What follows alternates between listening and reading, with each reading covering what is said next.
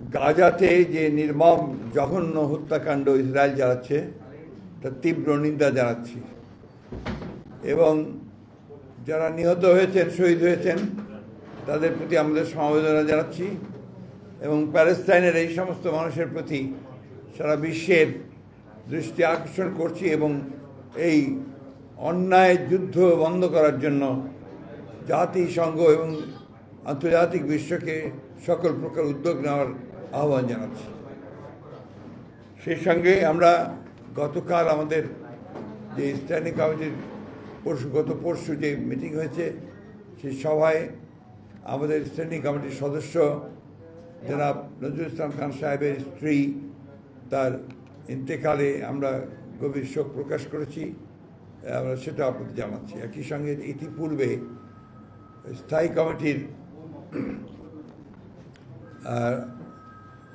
আলোচনায় আমাদের senior vice president, দেশের বরেণ্য রাজনৈতিক নেতা আব্দুল্লাহ নোমান সাহেবের মৃত্যুতে আমরা গভীর শোক প্রকাশ করেছি। আজকে যে বিষয়ে আমরা আপনাদের সঙ্গে কথা বলবো, এটা অত্যন্ত গুরুত্বপূর্ণ বিষয়। প্রিয় সাংবাদিক ভাই ও বোনেরা, আসসালামু আলাইকুম।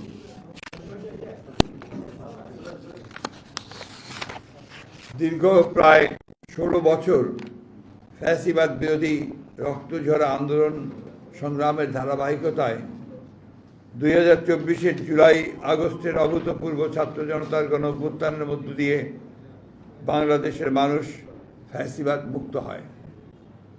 গণ অভ্যুত্থানের আকাঙ্ক্ষা অনুযায়ী সাম্য, মানবিক মর্যাদা, সামাজিক ন্যায় বিচার ভিত্তিক এবং বৈষম্যহীন একটি শক্তিশালী গণতান্ত্রিক রাষ্ট্র বিনির্মাণের প্রত্যাশা পূরণের জন্য দেশের জনগণ অপেক্ষমান। ফ্যাসিবাদ উত্তর রাষ্ট্র সংস্কার নিয়ে নানা প্রস্তাব আর মতামত উঠে এসেছে সংস্কার কমিশনের রিপোর্টের মাধ্যমে, যার মূল ভিত্তিটা রচনা করেছে বিএনপি 31 দফা রাষ্ট্রীয় কাঠামোর গণতান্ত্রিক সংস্কারের প্রস্তাবের মধ্য দিয়ে গণ অভ্যুত্থানের অনেক আগে 2023 সালের 13 জুলাই আমাদের সংগ্রামের সময়। এক্ষণে গণতান্ত্রিক শক্তি সমূহের অন্তর্ভুক্তিমূলক বৃহত্তর ঐক্যের মাধ্যমে সংস্কার প্রস্তাবসমূহ গৃহীত ও বাস্তবায়ন করা আবশ্যক। জনপ্রত্যাশা অনুযায়ী সংস্কার প্রস্তাবগুলোর সাংবিধানিক ও আইনি ভিত্তি প্রদানের জন্য একটি নির্বাচিত সংসদই কেবল উপযুক্ত ফোরাম। বিদ্যমান ফ্যাসিবাদ বিরোধী জাতীয় ঐক্য এই দেশ এবং দেশের মানুষের মূল চালিকা শক্তি। এই ঐক্যকে অক্ষুণ্ণ রেখে এই দেশকে এগিয়ে নিয়ে যেতে হবে, এর কোনো বিকল্প নেই। এই ঐক্যের চর্চাকে আমাদের রাজনৈতিক সংস্কৃতিতে পরিণত করতে হবে। আমরা এমন কোনো পদক্ষেপ নিতে পারি না যাতে করে ফ্যাসিবাদ বিরোধী জাতীয় ঐক্য, গণ ঐক্য বিনষ্ট হয় অথবা ফাটল ধরে। সুতরাং অন্তর্বর্তী সরকারকে সর্বোচ্চ নিরপেক্ষতার অবস্থান বজায় রাখতে হবে। কোনো মহলকে রাজনৈতিক ফায়দা হাসিলের এজেন্ডা যেন সরকারের কর্মপরিকল্পনার অংশ না হয়, সেদিকে সজাগ দৃষ্টি রাখতে হবে। প্রিয় সাংবাদিক বন্ধুগণ, সংস্কারের উদ্দেশ্য হল জনগণের জীবনমানের উন্নয়ন, জনসাধারণ জীবন ও সম্পদের নিরাপত্তা বিধান এবং জবাবদিহিতা ও আইনের শাসনের নিশ্চয়তা বিধান করা, সর্বোপরি দেশের স্বাধীনতা সার্বভৌমত্বকে সুরক্ষিত করা। সংস্কার আগে নির্বাচন পরে কিংবা নির্বাচন আগে সংস্কার পরে এই ধরনের অনাবশ্যক বিতর্কের কোনো অবকাশ নেই। যেহেতু সংস্কার কি চলমান প্রক্রিয়া, সংস্কার ও নির্বাচন প্রক্রিয়া দুটোই একসাথে চলতে পারে। রাজনৈতিক দলগুলোর ঐক্যমতের ভিত্তিতে একটি চার্টার অফ রিফর্মস সংস্কার সনদ তৈরি হতেই পারে। নির্বাচিত সরকার পরবর্তীতে যা বাস্তবায়ন করবে। এমত অবস্থায় এখন অন্তর্বর্তী সরকারের মূলত করণীয় হচ্ছে একটি সুষ্ঠু, অবাধ ও গ্রহণযোগ্য নির্বাচন অনুষ্ঠানের লক্ষ্যে ঐক্যমতের ভিত্তিতে প্রয়োজনীয় সংস্কার শেষে দ্রুত একটি অবাধ ও নিরপেক্ষ জাতীয় নির্বাচন অনুষ্ঠানের আয়োজন করা এবং নির্বাচিত সরকারের নিকট দায়িত্ব হস্তান্তর করা। নির্বাচিত সরকার জনগণের কাঙ্ক্ষিত ঐক্যমত্যের সংস্কারসমূহ সম্পন্ন করবে। কেননা জনগণের নিকট দায়বদ্ধ ও ন্যায় বিচার এবং সুশাসন নিশ্চিত করতে অঙ্গীকারবদ্ধ নির্বাচিত সরকারের পক্ষেই গ্রহণযোগ্য সংস্কার সম্পাদন করা সম্ভব। অন্তর্বর্তী সরকারের কোনো কোনো উপদেষ্টা ক্ষমতায় থেকে রাজনৈতিক দল গঠন প্রক্রিয়ায় প্রত্যক্ষ পরোক্ষভাবে জড়িত থাকায় জনমনের সংশয়ের সৃষ্টি হয়েছে। এই প্রক্রিয়ায় প্রশাসন যন্ত্রকে ব্যবহার করার নানা প্রকার লক্ষণ ও প্রমাণ ক্রমেই প্রকাশ পাচ্ছে, যা দেশ ও গণতন্ত্রের জন্য মোটেই শুভকর নয়।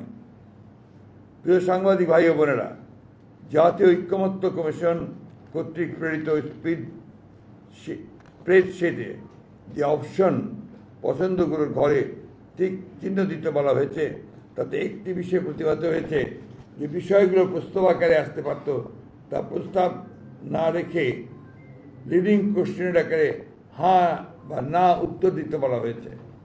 যেমন প্রস্তাবগুলো গণপরিষদের মাধ্যমে বাস্তবায়ন চাই কিনা হ্যাঁ বা না বলুন, কিন্তু প্রথমে সিদ্ধান্ত আসতে হবে যে গণপরিষদের প্রস্তাবে আমরা একমত কিনা।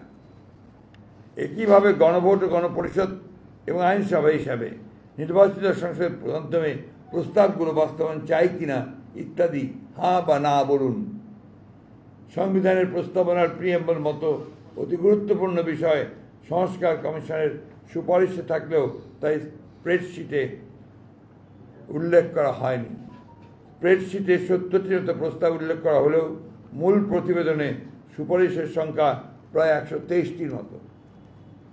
একইভাবে নির্বাচন ব্যবস্থা সংস্কার কমিশনের মূল প্রতিবেদনের 150টির মতো সুপারিশ তুলে ধরা হলেও স্প্রেডশিটে মাত্র 27টি বিষয় উল্লেখ করা হয়েছে, তার মধ্যে অধিকাংশই সংবিধান সংস্কারের সাথে সংশ্লিষ্ট। তাই আমরা মনে করছি স্প্রেডশিটের সাথে মূল সুপারিশমালার উপর আমাদের মতামত সংযুক্ত করে দিলে বিভ্রান্তি এড়ানো যাবে। জাতীয় ঐকমত্য কমিশনের স্প্রেডশিটের অবস্থা এবং কমিশনের সদস্যদের বিভিন্ন সময়ের বক্তব্য ও বিশেষ কয়েকটি রাজনৈতিক দলের বক্তব্য বিবৃতির মধ্যে মিল পাওয়া যায়, যাতে জনমনে প্রশ্নের জন্ম দিতে পারে যে সকল বিষয়গুলো যেন একটি পূর্ব নির্ধারিত কর্ম পরিকল্পনার অংশ, যা গণতন্ত্রের স্বার্থের পক্ষে কিনা সেটা বলা মুশকিল। সুপারিশমালাসমূহ পর্যালোচনায় প্রতীয়মান হয় যেহেতু ভবিষ্যতে অনির্বাচিত ব্যক্তিদের রাষ্ট্রীয় দায়িত্বে নিয়োগের অযৌক্তিক প্রচেষ্টা রয়েছে, যা অনভিপ্রেত। প্রিয় সাংবাদিক ভাই ও বোনেরা, সুপারিশমালায় সাংবিধানিক কমিশন সহ এনসিসি নতুন বিভিন্ন কমিশনের প্রস্তাব করা হয়েছে। এই সমস্ত কমিশনের এখতিয়ার কর্মকাণ্ডের যে বর্ণনা দেওয়া হয়েছে, তাতে মনে করার যথেষ্ট কারণ রয়েছে যে আইন বিভাগ ও নির্বাহী বিভাগকে যথাসম্ভব আন্ডারমাইন করা এবং ক্ষমতাহীন করার উদ্দেশ্য, যার ফলশ্রুতিতে একটি দুর্বল ও প্রায় অকার্যকর সরকার ব্যবস্থা প্রতিষ্ঠিত হবে। রাষ্ট্রের গণতান্ত্রিক চরিত্র জনগণের মালিকানার প্রতিফলন হয় নির্বাচিত সংসদ এবং জনপ্রতিনিধিদের মাধ্যমে, কিন্তু সংবিধান ও নির্বাচন ব্যবস্থা সংস্কার কমিশনের সুপারিশসমূহ পর্যালোচনা করলে প্রতীয়মান হয় যে রাজনীতিবিদরা অপান্তেয় এবং অনির্বাচিত লোকদেরই দেশ পরিচালনার সুযোগ সৃষ্টি করাই শ্রেয়। জনগণের গণতান্ত্রিক ঐতিহ্য, কৃষ্টি এবং সংস্কৃতি, ধর্মবোধ এই বিষয়গুলোকে গুরুত্ব দিয়েই বিভিন্ন সংস্কার ও সাংবিধানিক সংশোধনী প্রণীত হওয়া বাঞ্ছনীয়। ফ্যাসিবাদ বিরোধী জাতীয় ঐক্যকে সমুন্নত রেখে দীর্ঘ প্রায় 16 বছরের ফ্যাসিবাদ বিরোধী গণতান্ত্রিক আন্দোলন ও জুলাই গণ অভ্যুত্থানের শহীদদের স্বপ্ন ও আকাঙ্ক্ষা অনুযায়ী একটি বৈষম্যহীন রাষ্ট্র ও সমাজ ব্যবস্থা প্রতিষ্ঠা করাই বর্তমান সময়ের সর্বোচ্চ অগ্রাধিকার। বৃহত্তর জাতীয় ঐক্যমত্যের ভিত্তিতে একটি শক্তিশালী গণতান্ত্রিক রাজনৈতিক সরকার প্রতিষ্ঠার জন্য আমাদের সকল প্রকার প্রচেষ্টা পরিচালিত হবে, এটাই জাতীয় প্রত্যাশা। আপনাদের সকলকে ধন্যবাদ।